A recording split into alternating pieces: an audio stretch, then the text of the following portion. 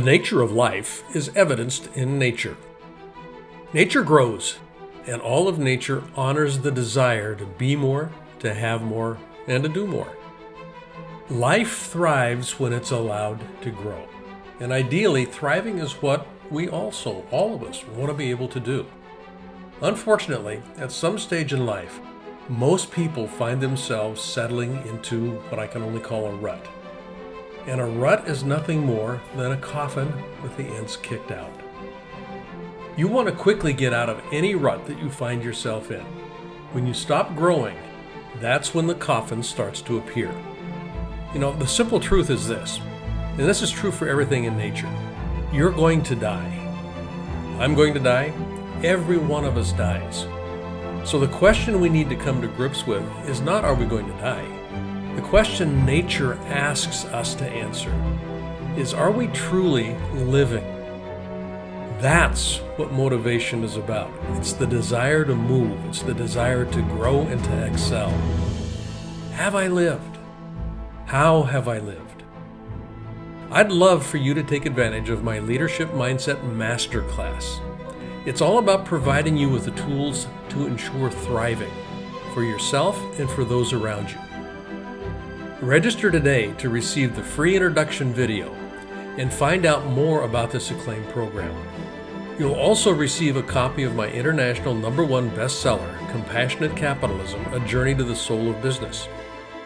I'm Blaine Bartlett, and I look forward to helping you thrive.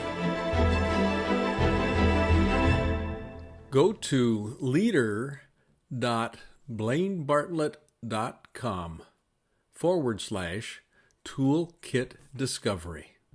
Hello, and welcome to another episode of The Soul of Business with Blaine Bartlett. I am your host, Blaine Bartlett. Folks, one of the things that I've always been fascinated by is kind of an intersection, if you will, between fulfillment and high performance. Because high performance tends to lead more toward a traditional definition of success, and fulfillment doesn't necessarily fall in that bandwidth, and at least in most people's experience. But there is a nexus, I think, that can be traveled, that can begin to lead to both a sense of fulfillment and a sense of high performance, the experience of high performance.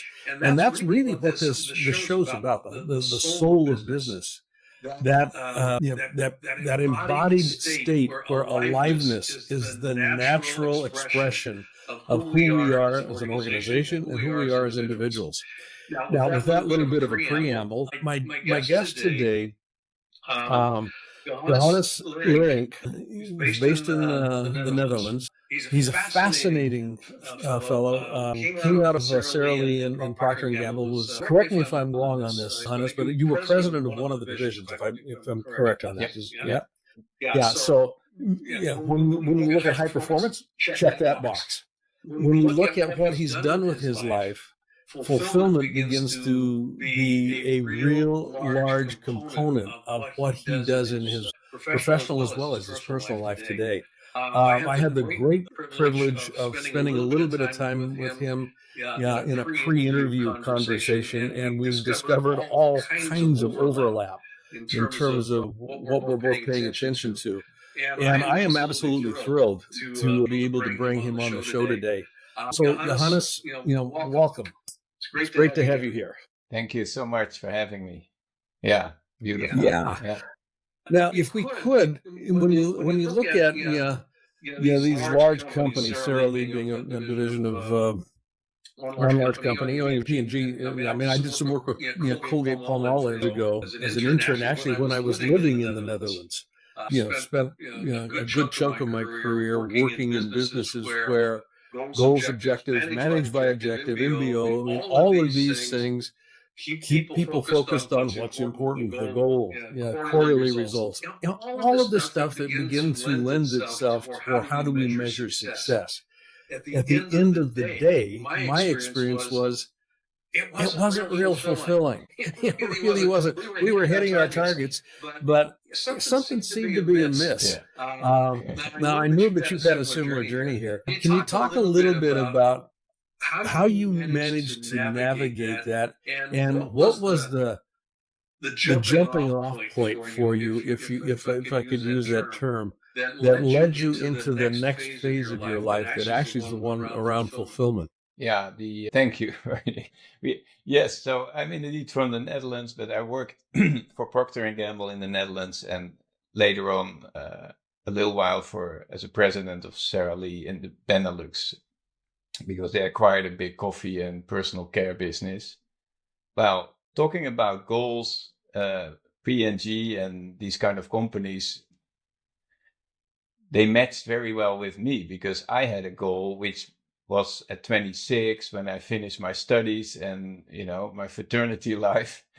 I said, well, let's get a career. And I was so ambitious. I saw for myself that in 10 years' time, I must be a type of general manager, president of a large, fast-moving consumer goods business. And 10 years later, I was. So, all achieved, tick the box. So I fitted very well in this structure, right? Because then you have to chase goals. The first discovery was that a goal is something outside me.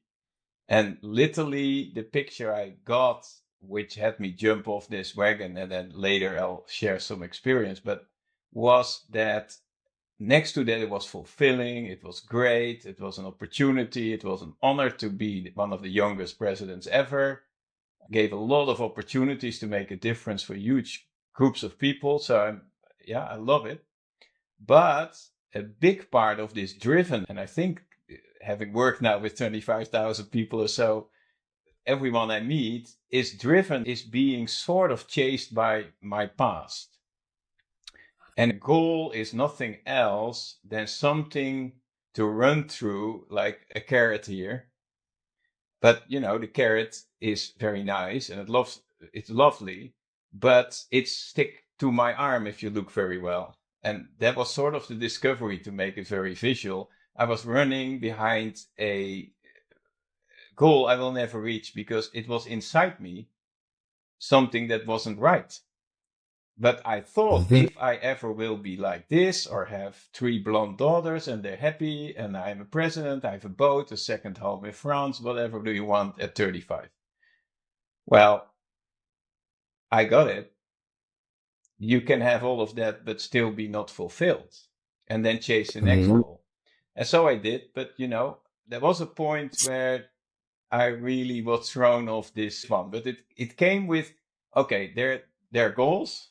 And goals, by definition, in salespeople, you know it. You have 2 seconds of fame.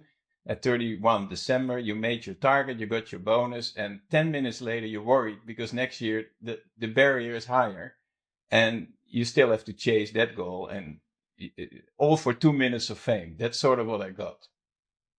Mm-hmm. What I think the soul of business means, but for me, it's called living your purpose or being fulfilled, is being fulfilled now, not when I reach the goal. So the difference is really, there is something calling me, but when you're chased by the past, you miss it.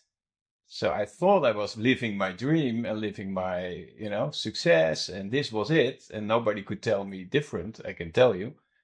But I discovered, that was sort of in the way. I was driven by some decisions from the past. I wasn't good enough.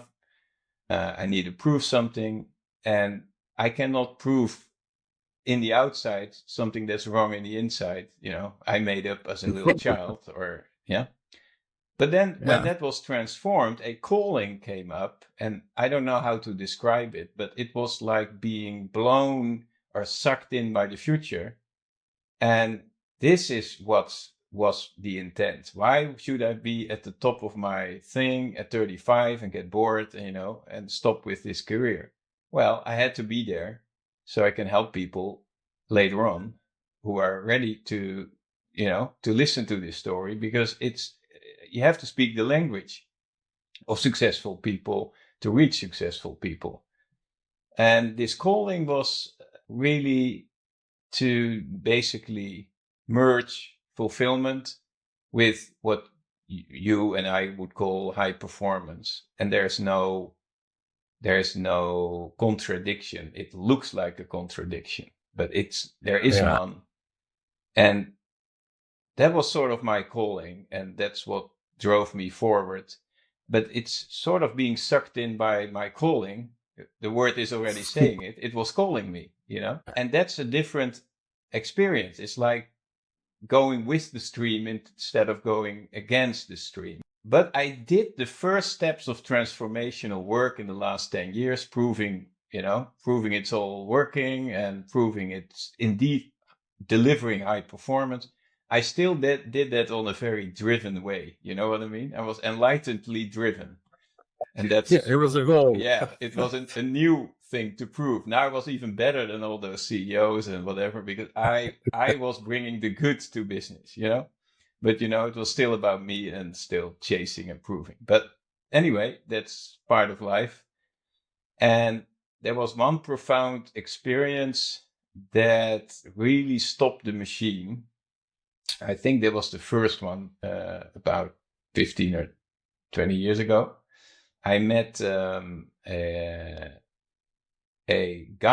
Maori guy who was from New Zealand, a specific tribe, but he had a little insight that he needed to go to Europe to show the European man what being a man is, because they have lost it. And where he got that dream from, I don't know, but he even met the guy from that dream in Switzerland, and he was like a carpenter, so he was not a very special guy, but he followed his insight, and he was there and was giving Matu Haka. Well, I'll say it in English, but he said it, of course, in Maori. It's like being Tane Mahuta. It's being male workshop. And I ended up there. Let's do the short version. And it was so impressive because I didn't have a frame of reference for being, call it tough, real tough, but also musical, and we would call it female at the same time, that I didn't have a frame of reference to borrow it from. I had, you can borrow all kind of ways of being from anybody, but if there's nobody left who still has that original connection, it's pretty tough. I couldn't find it in all those years. And we ended up doing the haka, that maybe from the rugby. Mm-hmm. We did all kind of nature work with one of the guys I'm now traveling with to New Zealand. He was a bushman. He barely talked, but he was dancing on the energy of the woods and everything. I was so impressed by this energy, this male, wow.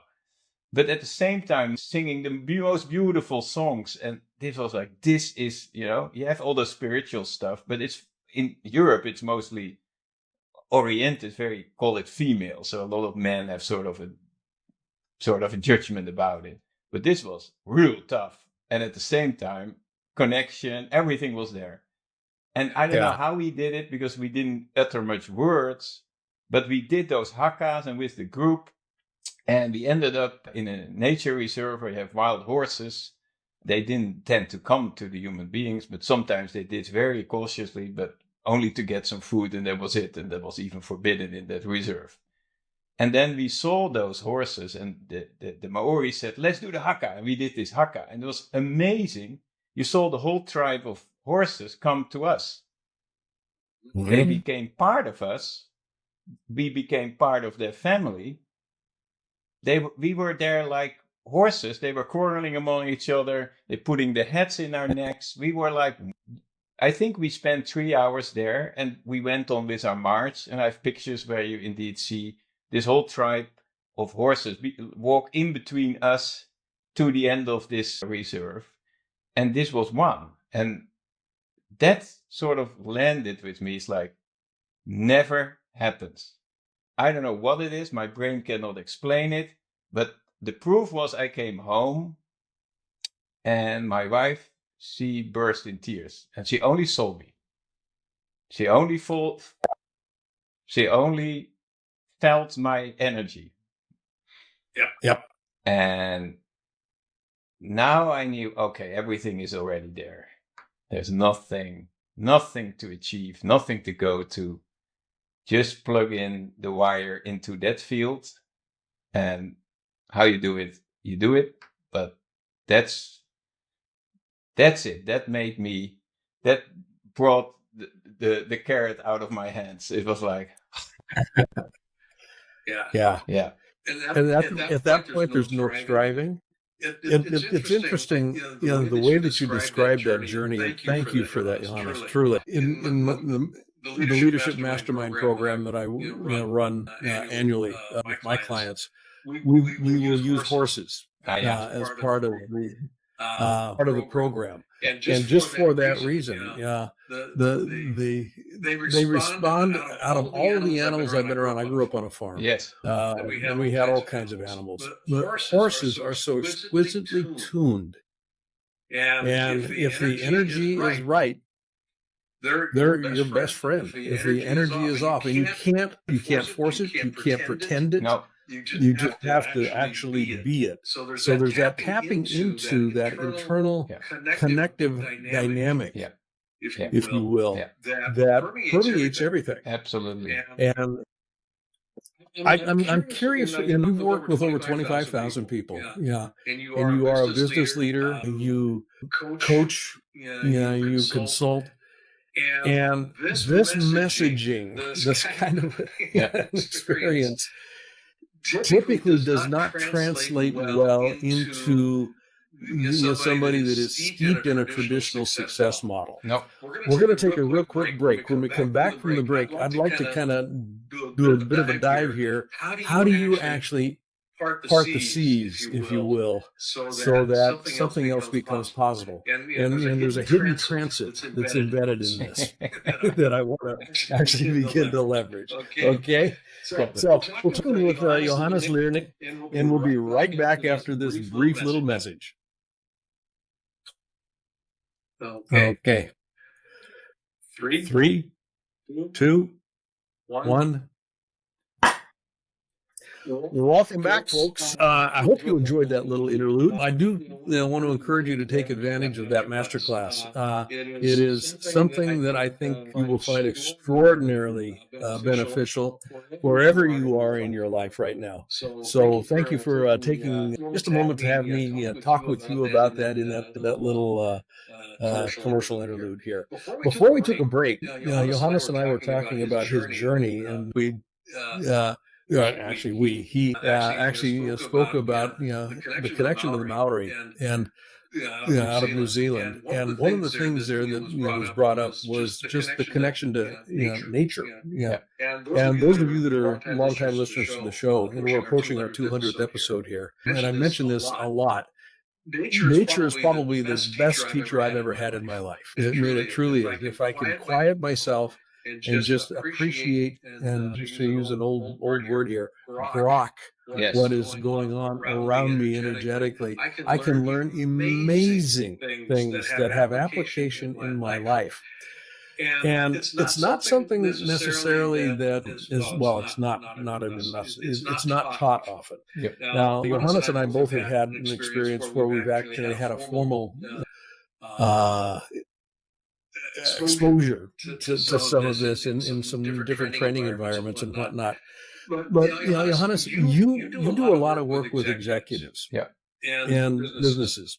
And you've certainly got the street credibility, having been president of Sara Lee as an example, and you work with P&G. How do you begin the transit with a client so that they can begin to not necessarily leave behind, but at least begin to embrace a different context, a different paradigm that can bring greater richness to what they're doing as an individual, but also impacts the organization that they're leading. Yeah.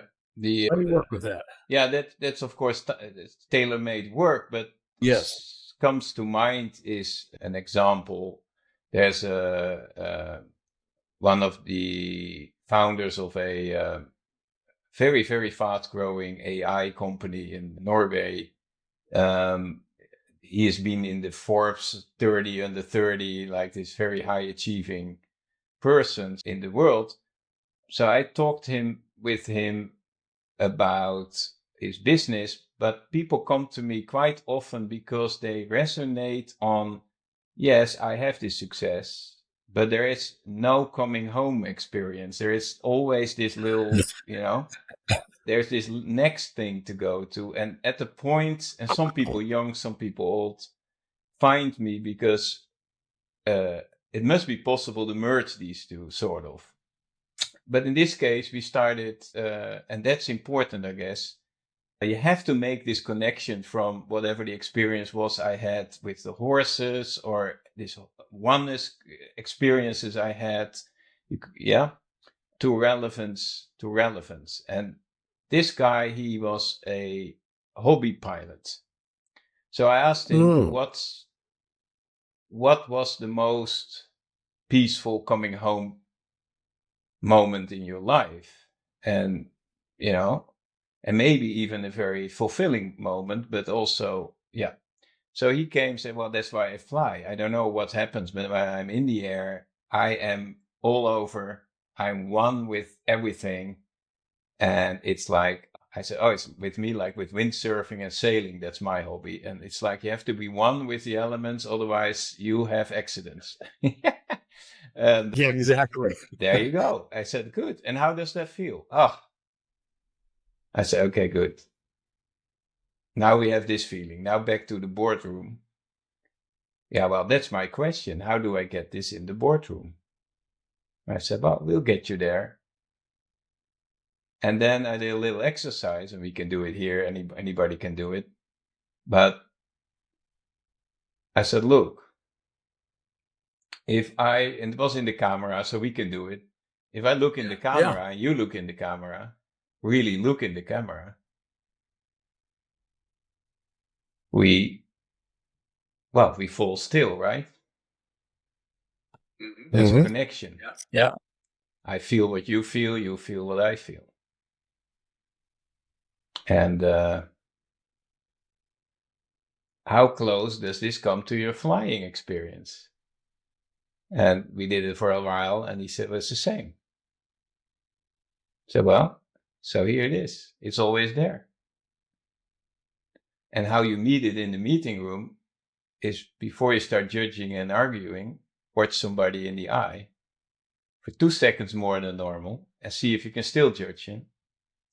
Or this space starts to talk, this space of possibility, creation. You make a request, you share something. But it's never from the stance. It's never, from the stance. It's not like a passer giving commands. You're a performer on the field, on the pitch, making a proposal. Can I help you with something? Can I bring the ball forward into this quiet?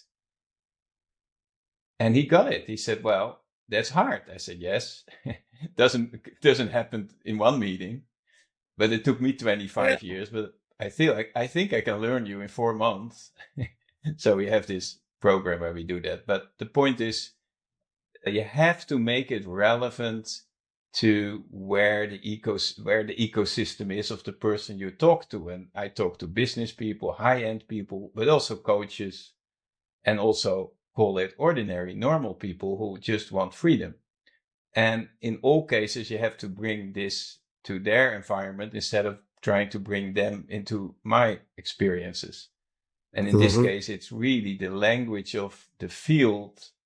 And you know what I mean with the field, this unified field where we were just together when we were connecting. And life is about making connections. And I couldn't make a connection when I was busy in my head. And that's what I got from the Maoris. And they even have a 13,000-year-old saying, which is, we are all one nation, one family, one heart. And then it says, and we have a restless mind that narrows and limits the experience of this oneness. And then it says, our differences are all of this oneness. And that's what you mean, I think, with your special purpose, your soul. And every business has a soul. You want to contribute to the wholeness. And if you discover that, you're no longer driven by the past. You're sort of in a flow, pulled by the future. Planet is supporting you. People are connected. And it starts with you connecting to your own body, going from here to here, and then connecting the two. And then you're sort of in touch with gravity, or if you're more scientific, with all your nerve system that's sort of down there. There you can feel. There you can feel other people. You can feel the gravity of the chair. And you are in the same gravity, although it's American. But it's the same gravity. You can't blame. It's the same gravity. Yeah. And that makes us the same. And if you connect there, it's easy to play ball. And every high performer will say that was being in the zone. This was this moment. In the zone. Yeah. In flow. In the flow. Yeah. That idea, I am a differentiated expression of a unified whole. Wow. As are you. Yep. Yeah. And we are of the same whole. Yes. We're just differentiated in how that whole gets expressed, which is the beauty of it. Yes. It's the beauty of it. It's kind of like, wow, that gets expressed that way. That is so cool. I could have never done that. Exactly. Or been in that way. Exactly. There's a notion here, and I marked this out when you were talking about this, the experience of coming home. Yeah. Having that kind of be the litmus test, if you will. Do I feel as if I've come home? And my experience with goal setting with high performance executives is, to the point that you made right at the beginning here, it's always out there somewhere. And if it's out there, there's no home out there. Nope.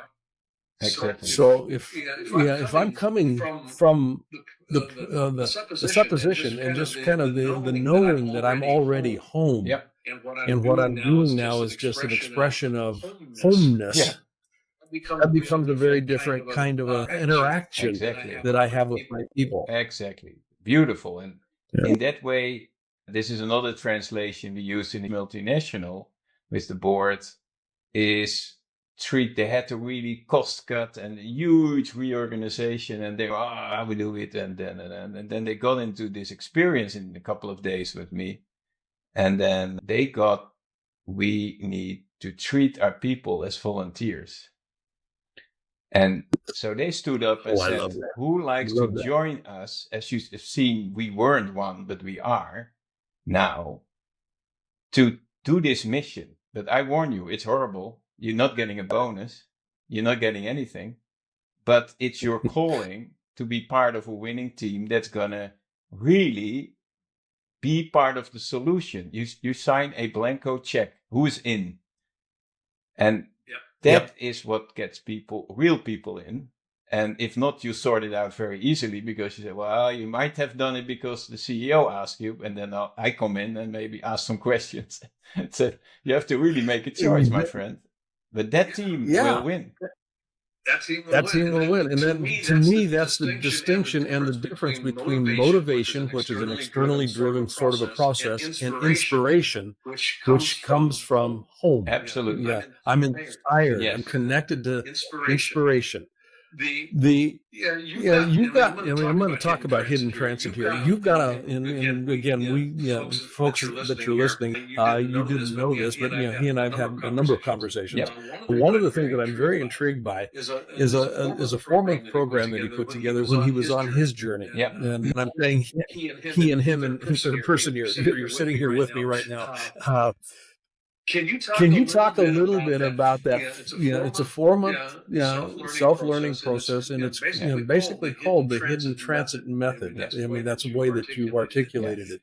If somebody was interested in finding out more about what you're up to and actually dipping their toe in the water, so to speak, this may be a way for them to actually avail themselves of some very interesting learning. Give us a little bit, if you wouldn't, and the listeners, give them a little bit of information about how it works and where they can find out more about it. That's good. It's really, it's sort of shortening my 25-year-old struggle to get home into 4 months. I basically had the opportunity to work it out in 4 years of sort of being off business and really being in a transit, and then the hidden transit came, and it's sort of a process where people can find out for themselves whether they are in a transition or not. And you could say you are sort of seeing the negatives of only making progress and not being home or fulfilled. And you get at an age, and it could be young like me or old, that you really want this. And then you find out, okay, I'm in that. And then we have a transformative conversation, if you wish, to find out whatever you look for, it's already there. And the moment you get that, there's an admission process, but you can be in the program for 4 months. And the admission is, it's self-study, which means I am not on your back. It's your future calling, but we are there as a community. And the whole marketing website, decision process, funding, how it's done, is all made by graduates I have had through the program. They basically said, Johannes, we are going to put this business for you together, but also with integrity, so people can really find out for themselves, not being sold, but find out, wow, how would it be if I would be in a transition? Is this something for me? You can have a discovery call with us and genuinely find out what that would look like, and find out if this is something for you now or later or never. And you can find everything on my profile, Johannes Leerink, or go to www.thehiddentransit.com, which is the website, and there you find a masterclass and a link to book a call or read more about it. But at least you can find everything there, thehiddentransit.com. Yeah. Hidden Transit, we'll put that in the show note, hiddentransit.com. Yeah. Folks, we've been listening to this conversation. I love this conversation. It's been wide-ranging. And I want to really thank you, Johannes, for taking the time to sit with me and just kind of riff. Yeah. We didn't have any set agenda here. No, I was just really intrigued about your journey, and especially with the work that you're doing with the Maori and what you're bringing to the table. So I want to thank you for that. Yes. Loved it. Folks? Yep. Johannes Leerink, check him out. He's got a very strong LinkedIn presence. So, go there and follow him. Thehiddentransit.com. Take some time and just kind of poke around that website. With us, BlaneBartlett.com is where you're going to find out more information about what I'm up to. Those of you that are listening to the podcast, and that would be you if you're actually listening right now, I'd like you to recommend the podcast to some of your friends. Feel free to like it on Spotify or your favorite place. Also, I'd love to have comments. I'll respond to any comment that you're putting up there. And I will see you on the next episode. And as always, find a way in your life to be a center of distribution, not a center of accumulation. That's how nature works best. Until next time, take care.